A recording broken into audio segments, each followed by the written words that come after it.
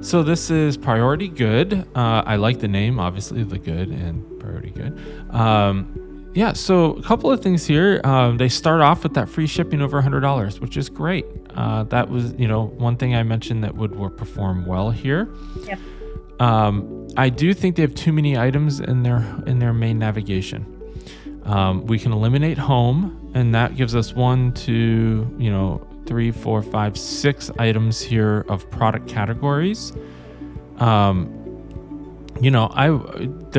products are kind of all over the place, meaning that they sell a lot of different things, right? So we really want to do some testing on what order those should be in. What is really going to be helpful for consumers based on who's visiting the site? Because right now, a consumer may look at this main image and see women's clothing here and think that's just the only thing they sell, right?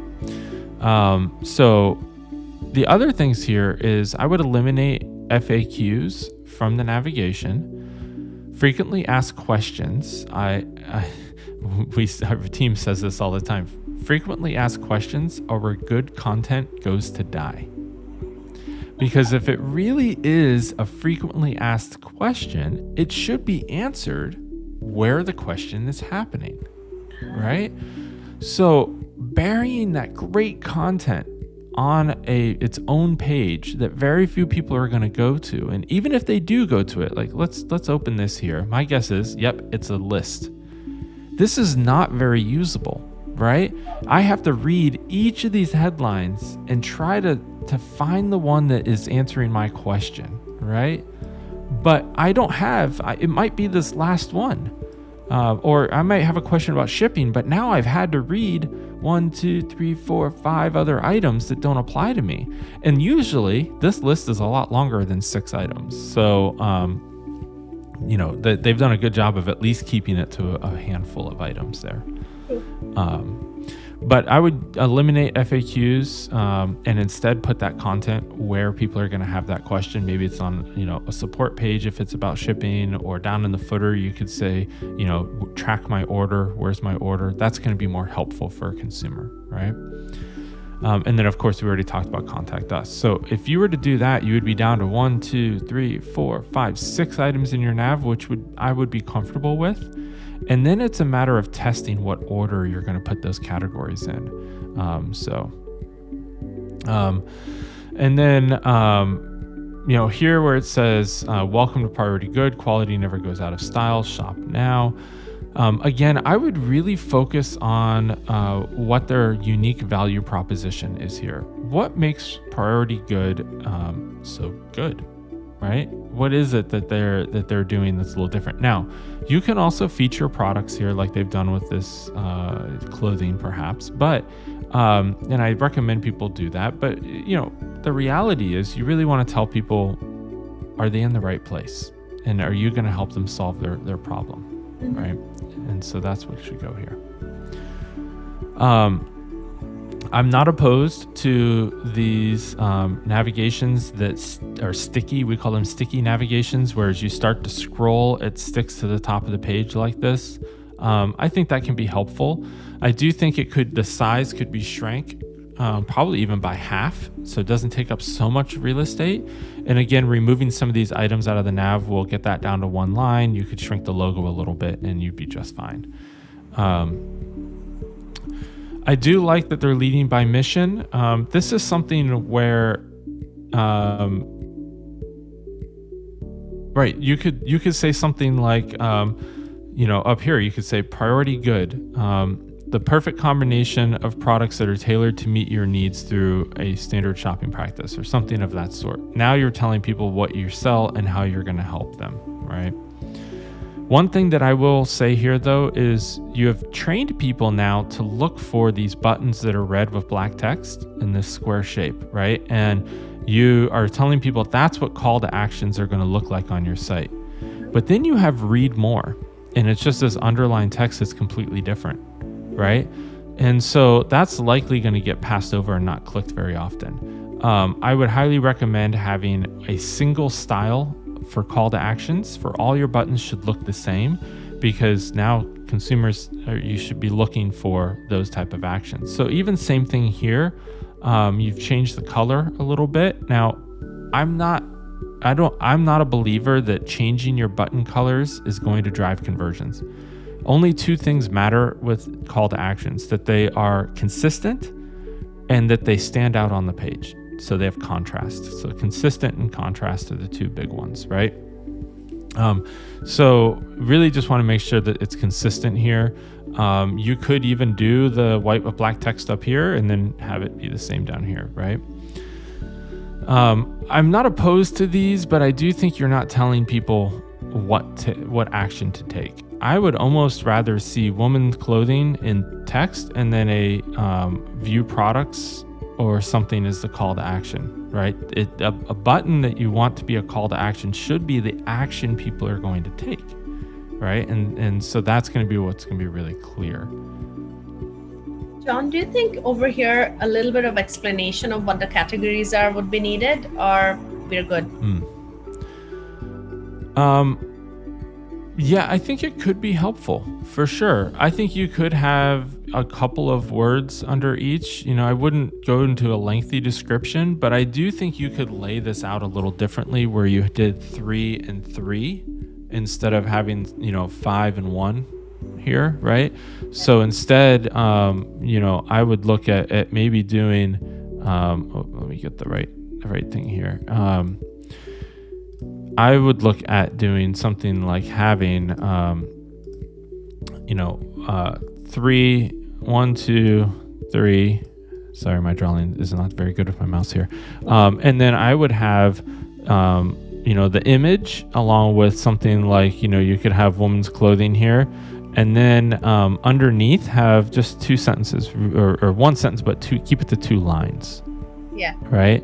And then if you wanted to have the call to action over the image, that's fine. Or put the call to actions under, and then repeat that and just have, another 3 down here. That is going to help people not get so overwhelmed, because right now I'm looking at this and I just feel like there's a lot here. Yeah. Right. And it's hard for people to digest which one is perfect for them. I agree. Yeah. I think this makes sense. Moving down, we often see people call out a category like this, and I think that it's good that they first let you know all these different categories before they dive into one. Now, if they had swapped these and put the women's clothing up here, I would be concerned that people would think they only sell women's clothing based on this image and the one down here, right? Yep. But I think they've done a good job here. Getting into these, it's the exact same challenge that I mentioned before. I would put a clear call to action. I see when you roll over, it says quick view. Usually quick view does something like this, right? Okay. We have done a lot of testing on these quick views. Mm-hmm. The reality is it does not perform as highly as people want. And it's really, great if you have a commodity product. What I mean by that is it's something that everybody knows what they're getting with doesn't need a whole lot of details. But something like this dress, I'll go back and click on quick view. Something like this dress, like I really want to see details about the dress, right? Like it's really hard in these photos to see much, more about that. Let alone, figuring out what size I need, which for clothing is really important to have some descriptions about what size. And then just a bullet list like this is not enough of a description for people to feel comfortable buying it, right? And the only 2 options you have here are add to cart and buy it now. So even if I want to get more details, there's no view details, there's no learn more, right? So generally what I would recommend is removing quick views like that or quick ads, and instead just get people to go to the product detail page. You're going to get, yes, it's one more click, but the reality is you're going to give them all the information they need to convert, and they're not going to be as frustrated in that process. Got it.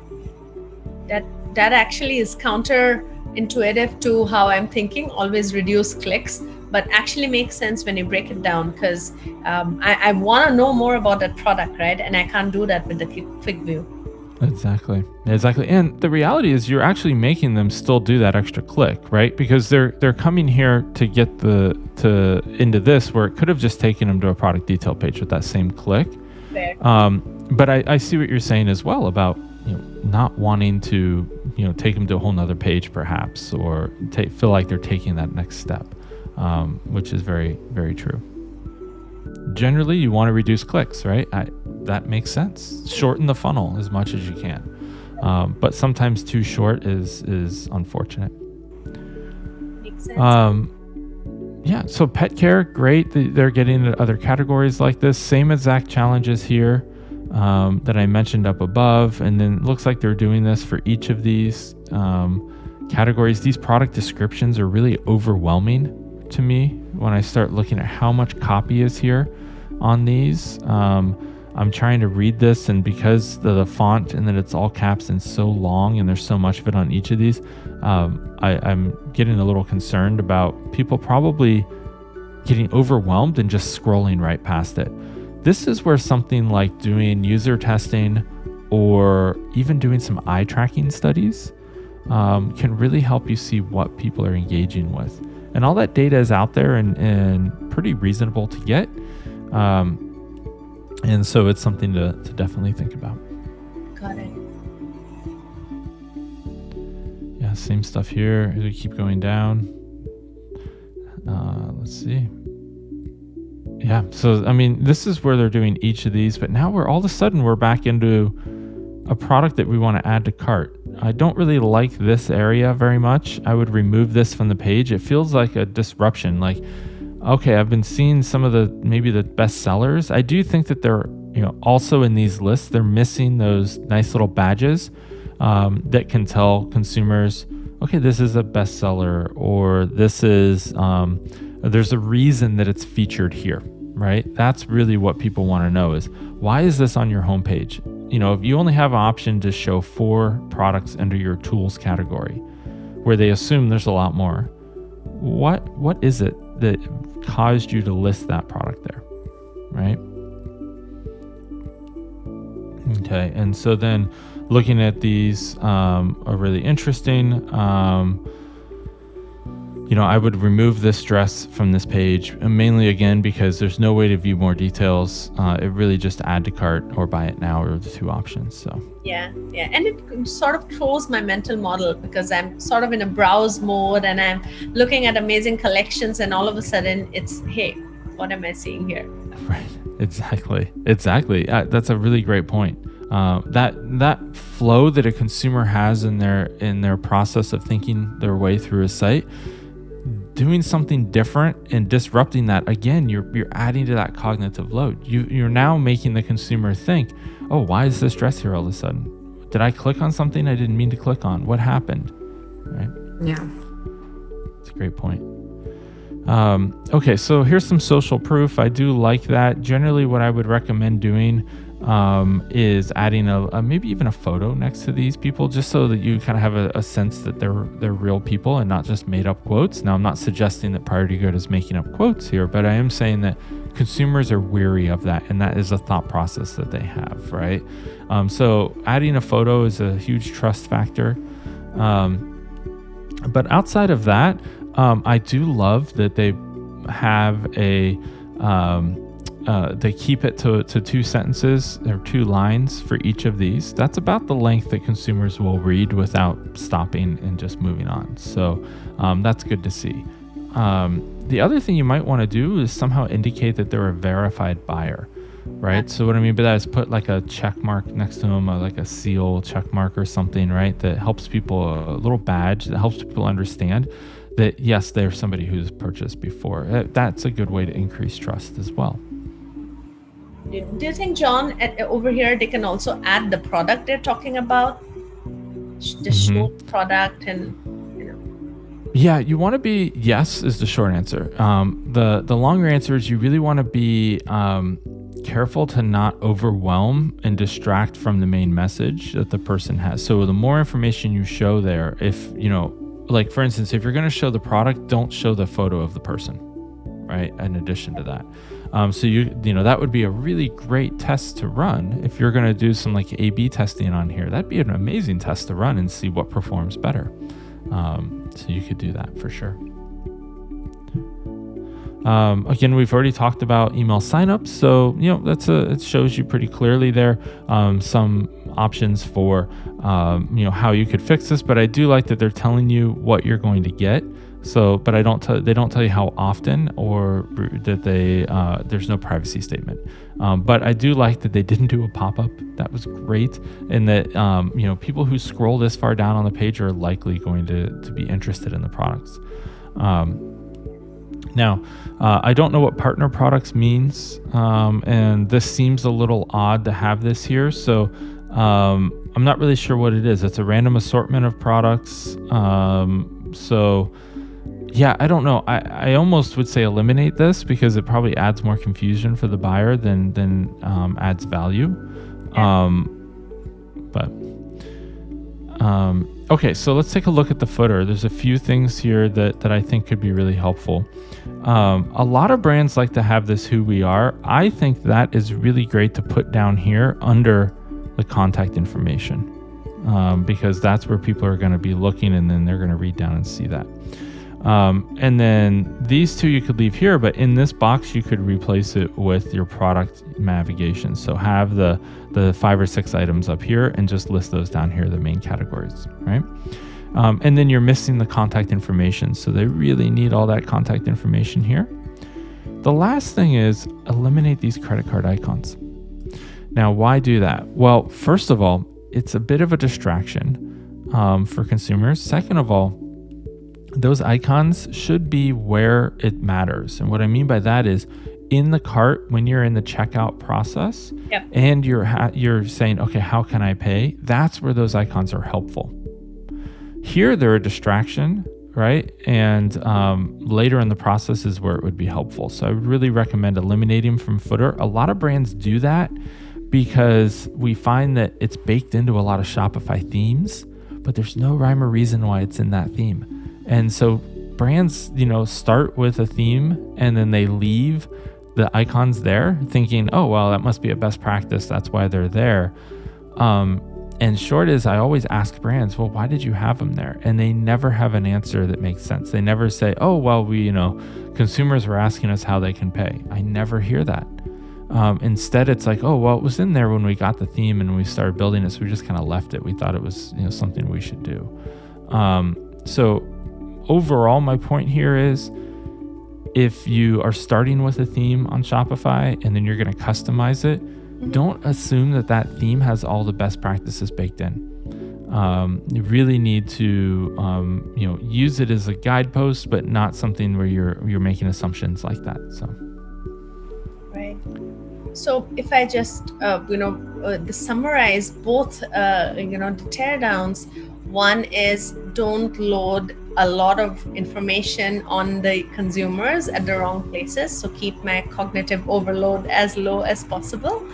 The second is add as much of trust and social proof that you can add within your products and your collections, right? And the third is I think always have a very clear and honest messaging, right, about yourself as a brand and about what the users might also get if they sign up for you, for example. So have a transparency and an honesty in your communication. Would you say that can sum it up? Yes, really well done. Thank you. Perfect. This was really amazing. I think we have so many notes for even us to take away and fix our websites out. I think Pooja would be, and I have already taken a lot of notes and will be taking that back and fixing our website and hopefully get you to do a teardown of that too sometime. Happy to. Thank you so much for having me. And if folks want to learn more, they can visit thegood.com and learn more about us. And feel free to shoot me an email if you have any questions. It's just Jon, Jon, at thegood.com. I'm happy to respond and answer any questions that might have come up. Yes, that's thegood.com, and this is the Good Content Show. And we are so happy that this is our first episode in the 2021 edition, and it's with Jon. And glad to have you on the show. Thank you, Jon. Thank you, Pooja. This has really been a wonderful show. So many learnings on how to make our websites look awesome and our customers really happy, convert them from being browsers into shoppers, right? And for all you e-commerce stores out there, if you have any questions on CRO, or if you want to try out the apps for badges that Jon mentioned, just ping me back. That's k@getmodemagic.com. You can see it on your screen right now. And yes, don't forget to subscribe. This is the Good Content Show, and I'll be back soon with the next episode.